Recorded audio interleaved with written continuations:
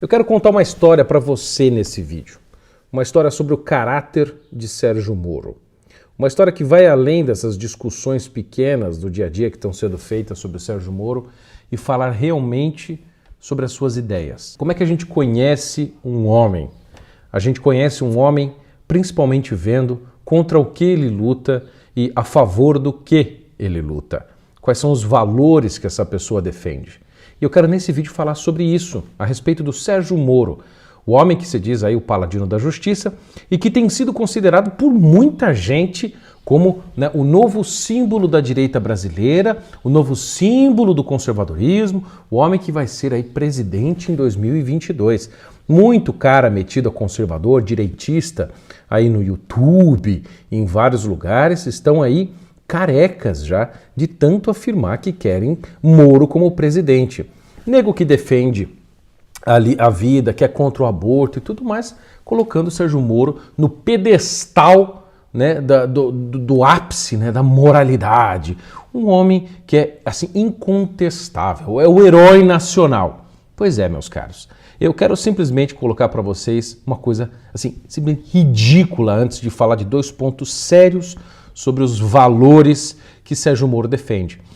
Eu quero falar com vocês a respeito do depoimento que ele foi fazer na Polícia Federal. Muita gente tinha dito, não, veja bem, o Moro vai lá entregar 15 meses de conversa para a Polícia Federal. Mentira.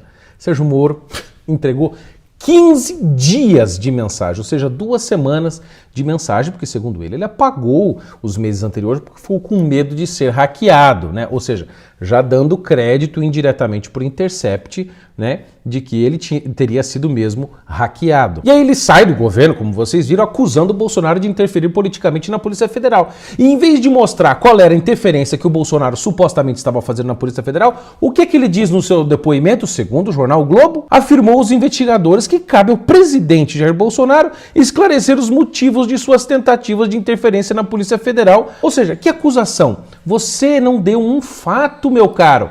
Diga assim, o Bolsonaro pediu para interferir na Polícia Federal para tal coisa. Você nem isso fez. Você não provou nada. Você diz, olha, ele fez isso, mas cadê a prova? Não sei, pergunta para ele. É esse tipo de argumentação de um juiz? Sérgio Moro. Que vergonha, cara! Olha só o tipo de prova que ele entregou na Polícia Federal. Moro confirmou que uma das preocupações do presidente eram inquéritos em curso no Supremo Tribunal Federal e entregou cópia da conversa revelada pelo Jornal Nacional. Meu caro, vocês sabem, eu tô cansado de explicar isso aí. Esse inquérito que o Bolsonaro estava preocupado, que a Polícia Federal estava investigando, não investigava só deputados bolsonaristas, investigava um monte de gente, inclusive antagonista, Cruzoé e tudo mais. Porque é um inquérito inconstitucional e ilegal que o STF está fazendo para pegar quem está criticando o STF. É só isso, o Bolsonaro estava reclamando disto. E o próprio Valeixo disse numa reportagem do Estadão que ele não via interferência política na Polícia Federal. E aí vem uma das partes mais lindas dessa reportagem do Globo. A Globo, vocês sabem, é toda interessada em destruir o governo. Então vamos pegar o que a Globo, né, não teve nenhum material, não teve nada para falar, para destruir o governo. A Globo vai lá e noticia o seguinte, que um dos motivos da demora do depoimento do Moro foi justamente a ação feita para copiar os dados de seu celular, que demorou algumas horas. A Polícia Federal fez uma análise prévia e considerou que... Atenção, tchutchuca! Chega mais! Considerou que conversas mantidas por Moro com ministros do governo Bolsonaro não tinham informações relevantes para investigações, porque tratavam apenas de assuntos do governo sem tratar de interferências na Polícia Federal. Eu tô pasmo, gente. Acusou sem provas, isso é calúnia, é crime de calúnia. Acusar uma pessoa por um crime que ela não cometeu. De novo, apesar de ter citado a preocupação de Bolsonaro com inquéritos do STF, Moro não deu novos detalhes específicos sobre o episódio. Vocês entenderam? O cara trucou com uma carta baixa. Trucou e perdeu. Sérgio Moro, você perdeu essa sua briguinha idiota. Acusou sem provas. Acusou sem provas. E até que se prove o contrário, sim, o presidente Bolsonaro é inocente. Quer você goste dele ou não, o que o Sérgio Moro fez foi molecagem. Que vergonha, cara! Eu tinha me esquecido, pessoal, de avisar vocês aqui. Antes de continuar o vídeo, lembre-se, a livraria do Bernardo.com está com uma promoção sensacional em até 60% com todos os livros lá, promoção. Entre no link que está aqui na descrição, veja os livros e compre, a promoção está maravilhosa. Segue o Mas vamos falar do que interessa. Vamos falar do caráter do Sérgio Moro.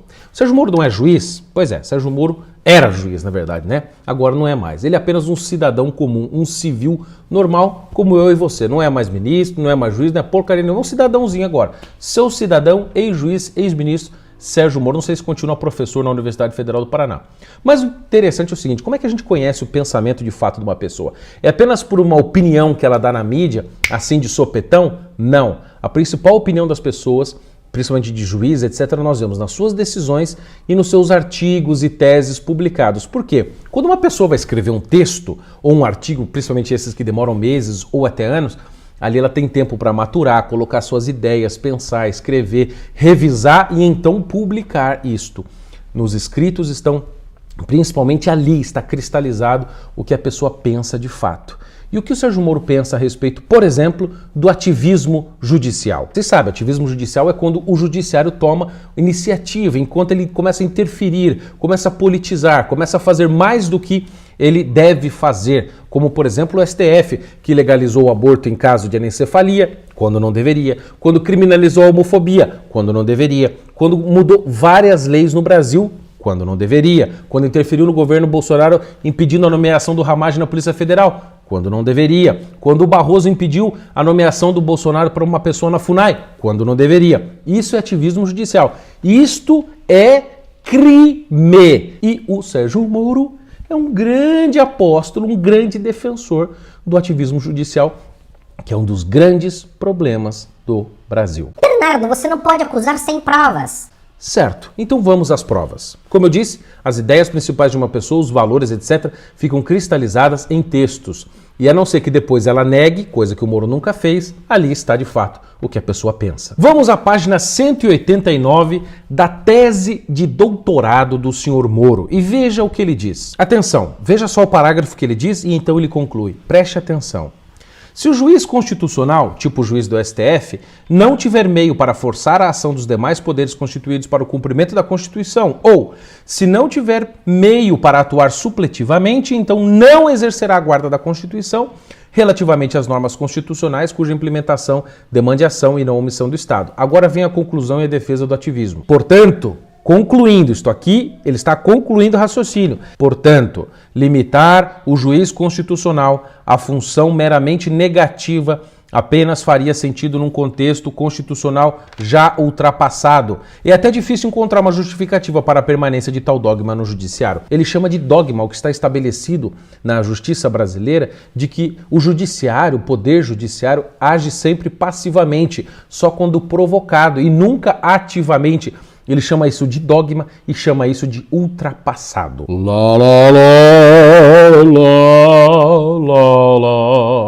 Mas vamos para outro trecho na página 193. Veja só, uma das críticas que nós temos ao judiciário, ao poder judiciário, principalmente ao STF, não é que eles ficam mutando a Constituição, ficam tendo entendimentos, coisas criativas em volta do texto constitucional. Pois é exatamente o que o Moro defende na sua tese de doutorado. Ele diz o seguinte, nesse caso, tendo em vista que pelo menos não haveria vedação expressa, atenção agora, o juiz poderia assumir postura criativa frente ao texto constitucional, desenvolvendo por força do princípio da efetividade suas potencialidades, o que o levaria a reconhecer que a Constituição contém pelo menos autorização implícita nesse sentido, que foi exatamente o que o STF usou como justificativa para legalizar a união civil homossexual homoafetiva no Brasil. Eles disseram, olha, o texto constitucional brasileiro diz o seguinte, que a união civil é entre homem e uma mulher, mas não diz que é somente entre homem e mulher. Então parece haver um espírito da Constituição que deixou isso em aberto para que os possíveis intérpretes da Constituição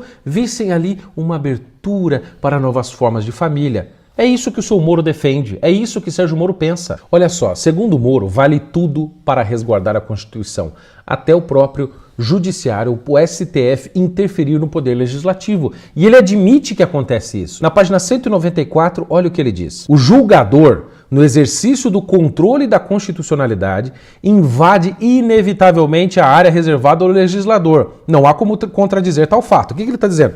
Que quando o judiciário é ativo, interpreta a Constituição, desenvolve, cria e muda a Constituição sem ser o legislador, tipo o STF mudando a Constituição, ele fala sim que isso é interferência. mas ele diz o seguinte, olha só que lindo. Todavia, o judiciário age assim para resguardar a supremacia da Constituição. Então, para guardar a Constituição, o legislador muda a Constituição e interfere nos outros poderes. Este é Sérgio Moro, que as pessoas querem como presidente, querem como ministro do STF.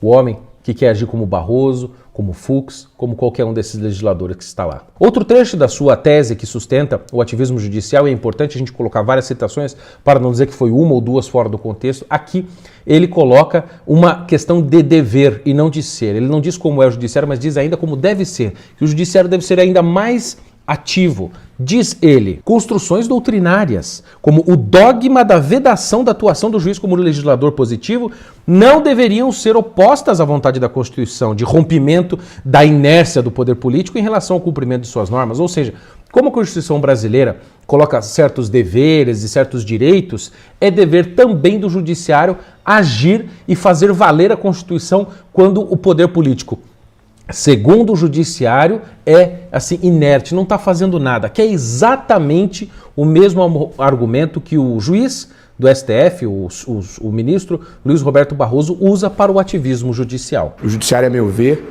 tem contribuído para o avanço social diante de um momento de um certo imobilismo do poder legislativo.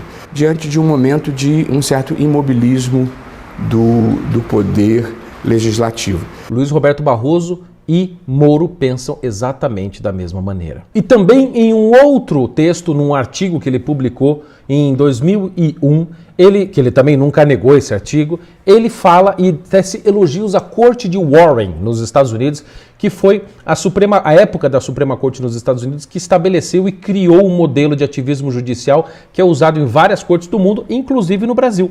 E no seu texto ele diz o seguinte sobre essa corte ativista judicial que quer que o Poder Judiciário interfira nas leis e mexa e seja ativo, descumprindo esse preceito, esse dogma verdadeiro de que o Poder Judiciário só deve agir quando for provocado. Olha o que ele diz. A Corte de Warren prova, todavia, que algum ativismo judicial pode mostrar-se benéfico, contribuindo não para o enfraquecimento da jurisdição constitucional e da democracia, mas para o seu próprio fortalecimento. Então é bom, segundo Moro, já em 2 textos, são 5 citações aqui dele, dizendo que é bom o ativismo judicial, que ajuda a fortalecer a democracia. Parabéns, seu Moro. Grande ministro do STF você daria, hein? Grande presidente. Que vergonha, cara. O pior é o seguinte, que nesse mesmo artigo de 2001, ele, que veio antes da sua tese de doutorado, ele fala que o ativismo judicial é ruim quando é conservador. Quando é um ativismo conservador, aí é ruim. Veja só o que ele diz, eu vou explicar para você o trecho. Destacou-se nesse período por seu ativismo judicial conservador. Invalidou sistematicamente, com base no princípio da razoabilidade, guiada pelo liberalismo econômico, então predominante, as nascentes leis de intervenção do domínio econômico, inclusive as que protegiam os trabalhadores, dizendo o seguinte, o que ele quis dizer nesse trecho? Que o ativismo judicial conservador na Suprema Corte dos Estados Unidos foi ruim, porque ela abriu a economia, porque ela, segundo ele, foi guiada pela liberdade econômica e tirou direitos dos trabalhadores. Parece cara do PSOL falando. Você percebe como o juiz Sérgio Moro foi um bom juiz, fez um monte de coisa boa pelo país na época da Lava Jato, etc. Mas a cabeça dele, no fundo, se virasse ministro do STF, a coisa ia complicar para o nosso lado. Mas tá, vamos falar de outro assunto. O ativismo judicial já está mais que demonstrado. Moro é um ativista judicial e ponto, até que se prove o contrário. Sua tese de doutorado e seu artigo demonstram isso e o fato dele nunca ter negado isso e também nunca ter criticado o ativismo judicial do STF. Veja, então agora vamos para o segundo ponto, que é a questão do aborto. O Moro, sim, defende o aborto, defende a interrupção voluntária da gravidez. Isso também está lá em sua tese de doutorado. Essa tese também é corroborada, é sustentada pelo fato de que logo no início do seu governo, o Moro nomeou ali para o Conselho Nacional de Política Criminal e Penitenciária a senhora Ilona Zabó, que é uma das diretoras do Instituto Igarapé, que é uma ONG financiada pelo Jorge Soros, etc. E esta mulher, sim, é uma defensora do aborto e também desarmamentista. O Moro colocou essa pessoa lá. E se não fosse a pressão popular da base, o povão mesmo, essa mulher teria ficado lá dentro do Ministério da Justiça por indicação do Moro. Mas aonde está que Moro defende a interrupção da gravidez, a interrupção voluntária da gravidez? Ou seja, o aborto, o assassinato de crianças inocentes. Aonde está? Na página 44 da sua tese de doutorado, Sérgio Moro está discutindo ali a decisão da Suprema Corte Americana de legalizar o aborto, aquele caso que ficou famoso do Roe versus Wade. É um caso emblemático e cheio de imbrólios e mentiras e enganos e manipulações que também, obviamente, o Sérgio Moro aqui não sequer menciona esse negócio, né? Mas tudo bem. Mas veja só o que ele diz na conclusão da sua análise sobre a legalização do aborto e o ativismo judicial. Ele diz o seguinte: não é objetivo desse trabalho a crítica aprofundada sobre a decisão, embora diga-se em seu favor, em favor de quem? Em favor da decisão que legalizou o aborto nos Estados Unidos, hein? Presta atenção.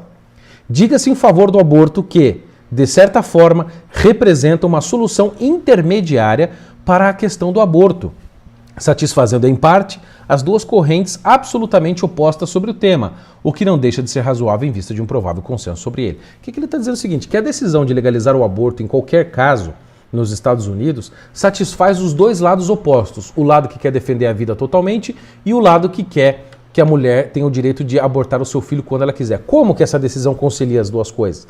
Isso porque ele faz uma macumba, né, argumentativa, faz uma ginástica mental, usando argumentos de Ronald Dworkin e também de John Ross, né? Esse é outra história. Mas é o seguinte, a argumentação é idiota. De qualquer modo, o aborto passou. E aqui ele aprovou. Ele disse que essa é uma decisão bacana. Ele disse que é uma decisão correta, que foi perfeita. Você conciliar as coisas para deixar as mulheres abortar. Olha que lindo. Que cara católico, né? Ele se diz católico. O católico defende o aborto, meu filho, é excomungado. Pior, quando ele vai explicar ainda os argumentos, veja o que ele diz na nota de rodapé. Retomando a terminologia de Rawls, em um mundo onde coexistem diversas doutrinas razoáveis abrangentes, na discussão de questões públicas, não se pode apelar para convicções religiosas ou filosóficas abrangentes. Na discussão do aborto, segundo o seu Moro, não se pode usar discussões filosóficas e nem religiosas. Você tem que ignorar a democracia, você tem que ignorar a vontade popular que não quer o aborto, você tem que ignorar a lógica filosófica por trás, que assim, prova por A mais B, primeiro, que tem vida desde o princípio, você não precisa da ciência para provar, só a filosofia, e de que não é moral você abortar um inocente.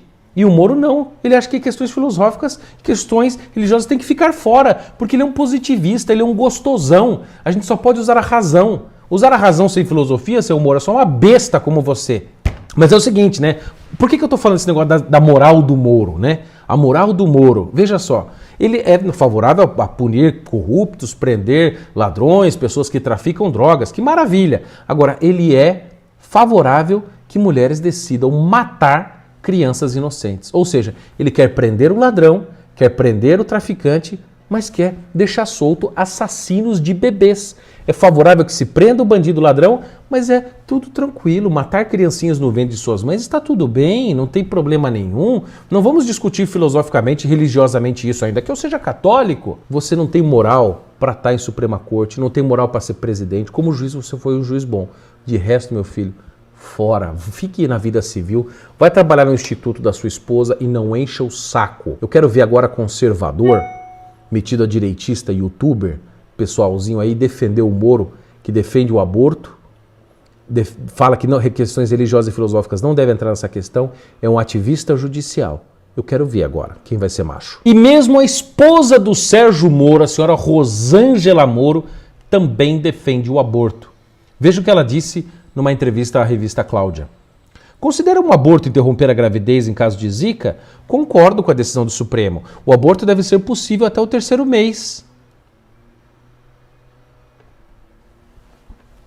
Gente, com abortista não tem conversa. Uma pessoa que é capaz de defender o assassinato de criança inocente no ventre das suas mães é capaz de defender qualquer coisa. Com gente abortista, eu quero, distância.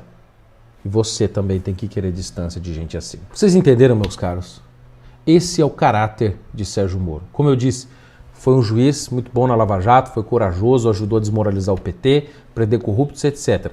Como ministro, teve várias ações boas, outras duvidáveis, principalmente por omissão, mas agora como político, vergonhoso, pífio, sem qualquer estratégia, fraco, mentiroso e deprimente. deprimente. Sérgio Moro, meu filho, você saiu da história para entrar na escória.